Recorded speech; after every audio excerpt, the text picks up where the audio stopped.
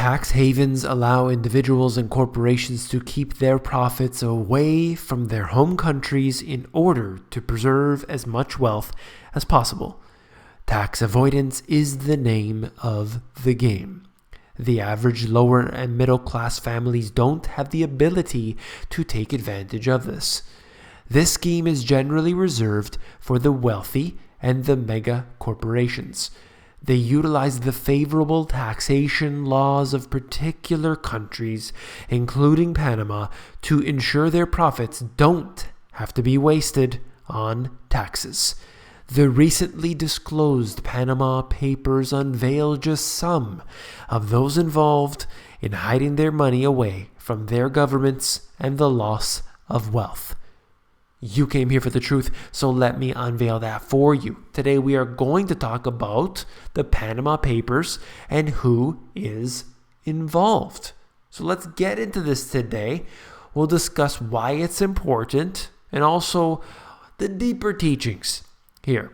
So I won't cover it extensively, of course, but let's touch on it and let's see who is involved and how it's makes a difference. The Panama Papers are an unprecedented leak of 11.5 million files from a database of the world's fourth biggest offshore law firm. This is out of The Guardian, and it's talking about this 11.5 million files, and I believe it was over 2 terabytes, that's a very large number, 2 terabytes of data. The records were obtained from an anonymous source by the German newspaper, shared them with the ICIJ, who then shared them with the large network of international partners, including The Guardian and the BBC. So it basically made its way around finally into the mainstream media and dispersed throughout. And here we are covering it. This is some interesting information, but we need to take it for what it is at the moment. We don't know how truthful it is. Has any information been removed? Perhaps intentionally? Is it real? Let's take it with a grain of salt at this time and continue to look at it. What do they reveal? The documents show the myriad ways in which the rich can exploit secretive offshore tax regimes. 12 national leaders are among the 143 politicians, their families, and close associates known to be using these offshore tax havens.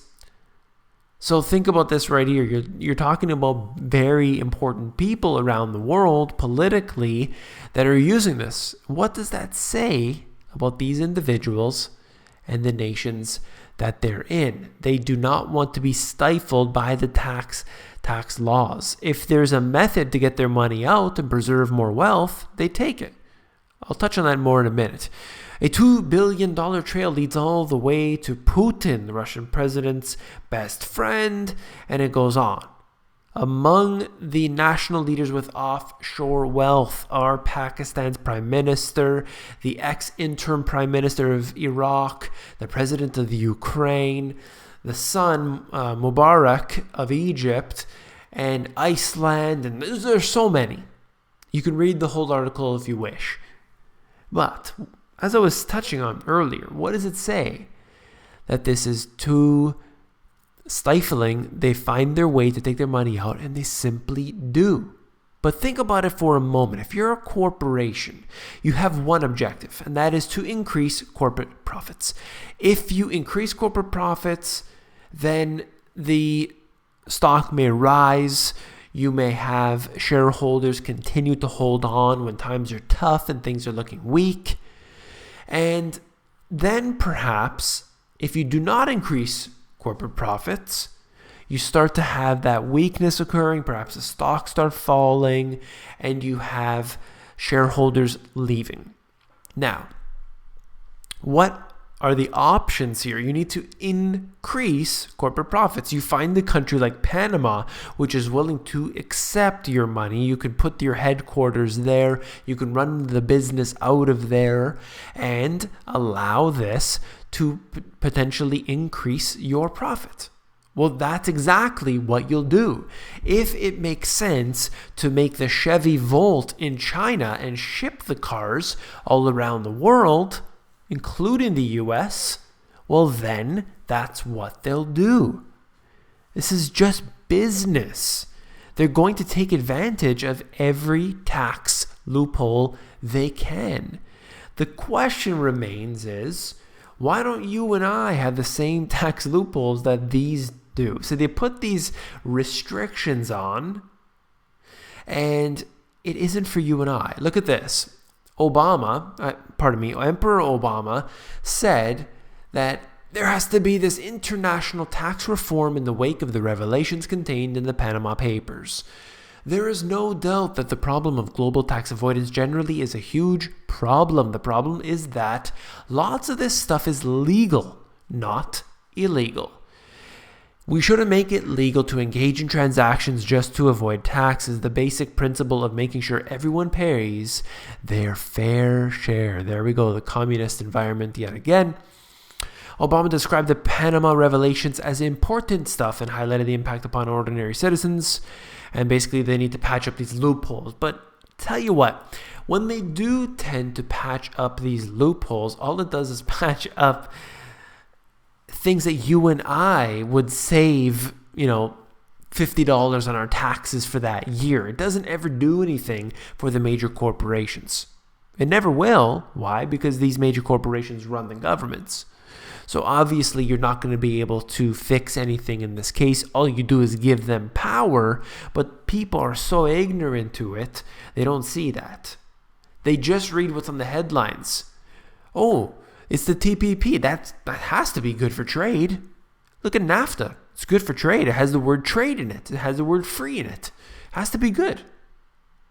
Look at this. Pfizer and Allergan will mutually terminate their merger early Wednesday morning. And basically that's the changes in the U.S. tax regulations dealt a death blow to a $160 billion deal. So what's happening here is that when you increase the amount of taxation, simply they just decide not to do it. Right here, new regulations issued Monday by the U.S. Treasury will prevent so-called inversion deals, under which a U.S. company moves its base to a country with a more favorable taxation environment, removing the tax benefits hoped to gain from the deal with these two companies. So they were going to move offshore, and they said, no, if you do so, you're going to be punished. They basically said, forget about the deal. Not going to happen. But what happens to these stocks? They may decline, in fact, as a result. Now, that's just the way it goes, but hang in there for a moment. I have something to mention. The Panama secrecy leak claimed its first casualty after Iceland's prime minister resigned following allegations he had sought to hide his wealth and dodge taxes. Now imagine this. This is just one individual so worried that this guy had to resign from his position as the prime minister. What this exemplifies more than anything else is that there's a growing lack of tolerance over the way that the international financial system has been gamed and rigged by corporate elites. And, these people may have some serious wealth, but there are big corporations which are the ones that have a lot more wealth than even these rich people. Prime ministers and presidents are nothing in comparison to the major corporations. In my book, I talk about these laws, how they're so restrictive in our nations that companies simply move overseas. They're going to move overseas if they can't make enough profit. If you implement something called Obamacare and all of a sudden you're not making the money you used to and your company perhaps has to shut down, or as a result the stock takes a dive, who knows? You're simply going to move to a country which will give you those favorable taxes, favorable regulations. And those happen to be developing nations oftentimes, with China, Brazil, or anything else. There's so many examples of it. GE moving its X-ray unit to China. 3M does this manufacturing in China. I talked about Evergreen Solar, given a $43 billion taxpayer money for their business, became one of the top solar panel manufacturers in the U.S. They laid off all their employees and moved to do business in China. And this is just one example. You're looking at this happening all of the time. The European Commission has asked tax authorities in Ireland for additional information on Apple's tax affairs in the country. That's according to the Irish Times. Basically investigating why you're not paying enough taxes. You owe us money. And they basically go on to suggest that Apple is this company who's not paying enough taxes. They have to pay taxes. They're earning profits and so on. All of the big corporations do this. It's no surprise. Apple is no different than anyone else. Ford on Tuesday reignited the smoldering U.S. election controversy over the effects of bilateral trade agreements when it announced that it was investing $1.6 billion in Mexico in a new factory to build small cars. And this is just what's been happening this whole time. It's an admitted fact that NAFTA actually did lose jobs for the U.S. It is an admitted fact. In fact, there is a tax benefits that you can get if you lost your job because of NAFTA. I mean, this is the way it goes. You create these regulations, whether it's NAFTA, GATT, TPP, or anything else, and all that does is ship your jobs overseas. Ross Perot knew what was going on. Nobody wanted to listen to him then. And, it just shows you how much they lie to us in their face, because they say that, look, it's good. Look how good it is. And they use these talking points and, it's going to create 1 million jobs. It's going to increase this. It's going to decrease that. It's going to be the greatest thing ever. And they just use these talking points. But then when you actually look at the laws itself, the regulations that are put in place, and then you see the after effects, it's totally wrong. It's a bold lie that they tell us over and over again. So the Panama Papers, to just sum it up, are one little small thing. It's good to know. It's good to bring out this type of information. It's good to see the WikiLeaks documents. It's good to see what Edward Snowden brought on. But ultimately, we need to understand the truth is that these corporations run the governments. They make the decisions. Every single law that's put in place has to be basically brought through these corporations in one way, shape, or form. Laws don't get put in place to benefit you and I. That hasn't happened for a long time. Sure, there might be some that come through, but everything that's important has to be basically brought through the corporate government that we have. And all of this, other than these few leaks that come out and we don't know if anything's been redacted or removed or manipulated, but we're basically living under the tyranny of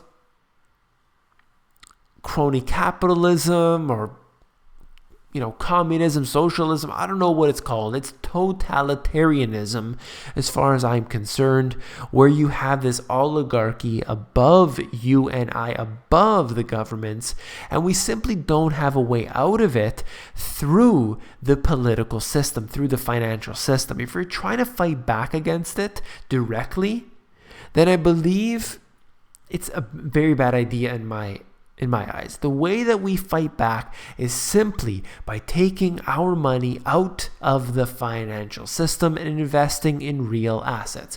What real assets am I talking about?